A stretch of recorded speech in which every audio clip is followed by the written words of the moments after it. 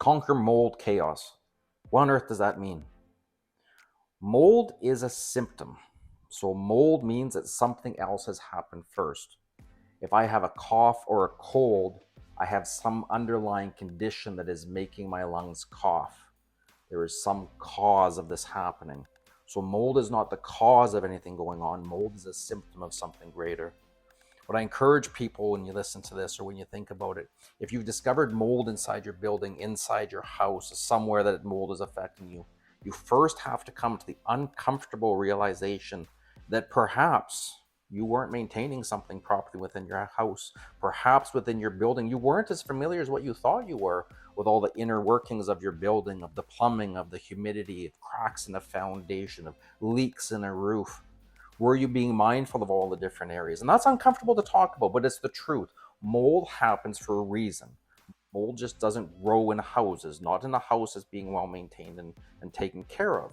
If there is some sort of a sewer backup, a water escape, a water loss, a crack in the exterior allowing water to come in, high humidity conditions, those things can cause mold to happen. So mold is the symptom, it's not the cause. And it's up to us to figure out in our own houses what we can do to stop the mold growth.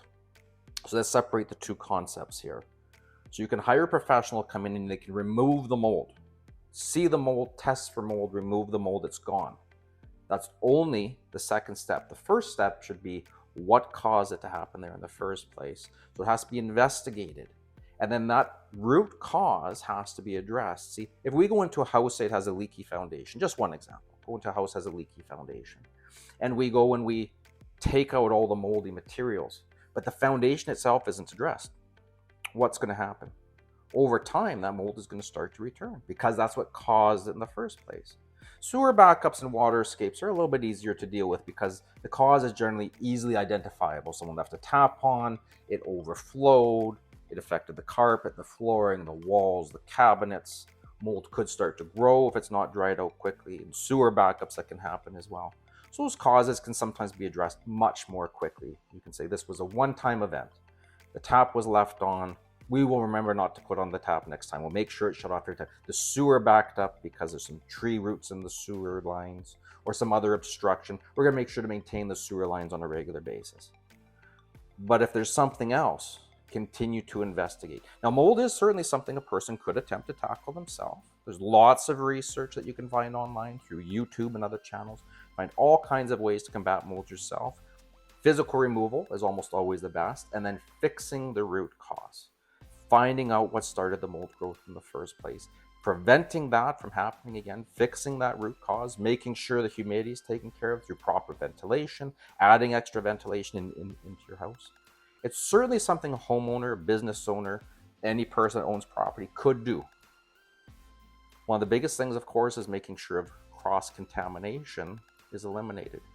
If you choose to remove mold yourself, realize mold is a living organism. It sporulates, it gives off these microscopic spores, and as they become airborne, they can easily go from one area to another. They can go on your clothes, they can pass into different areas through the ventilation system. And so you want to make sure you're taking certain precautions to make sure that as you choose to remove the moldy material yourself and dispose of it, that you're making precautions that it's not going to spread to other areas of your house. If mold spores spread, and by chance whatever mycotoxin that particular mold is giving off may affect you or your family, well, now you're not going to feel very comfortable within your living situation anymore, are you? And that's where sometimes trained professionals come in, and trained professionals should come in. And the first thing they should do before they even start talking numbers, before they start talking budgets, if someone comes in and says, I'm going to give you a budget for this mold, please, that's not the answer. The answer is to come in and say, what's going on in this home? Why did the mold start in the first place? How can we go to that root cause, stop that root cause, fix that root cause, prevent it from happening? The roof is leaking. Let's come up with a solution to fix the roof first. The foundation is leaking. Let's come up with a solution to fix the foundation. Whatever caused the mold to start, high humidity is quite common.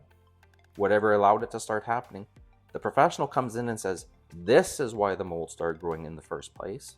This is what must be done to prevent it from continuing to grow going forward. And then once that's identified, now you can start talking some budget numbers to see, do you attempt to do it yourself or do you hire a trained professional? See, there's people that have taught themselves how to remove mold, and they come in and they can remove it, and they'll give you a budget. It's going to be $1,000 to remove that mold, $2,000, $5,000 to remove that mold, and they'll set up containment barriers, and they'll set up HEPA scrubbers and air scrubbers and all kinds of other, and they'll use HEPA vacuums, and they'll make sure the mold is removed properly because they're trained for that only.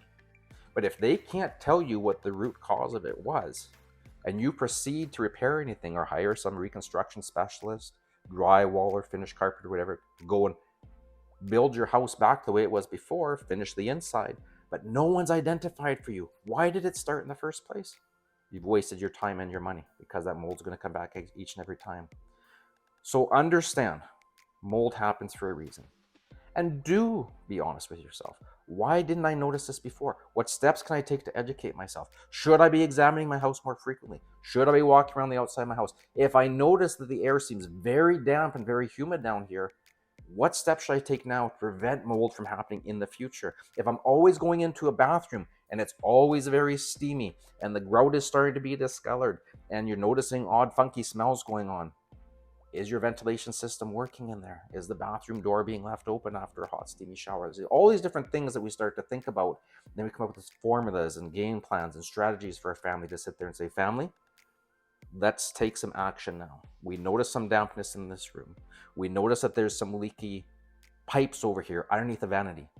Before the mold starts to happen, let's repair these things. Let's take care of our houses. Let's take care of our property. Let's make sure that we're identifying things quickly. Control the damages while they're small, and you will likely prevent any type of significant mold damage from happening. Hopefully that is a little bit of help to some people out there. As always, feel free to leave some comments in any post below.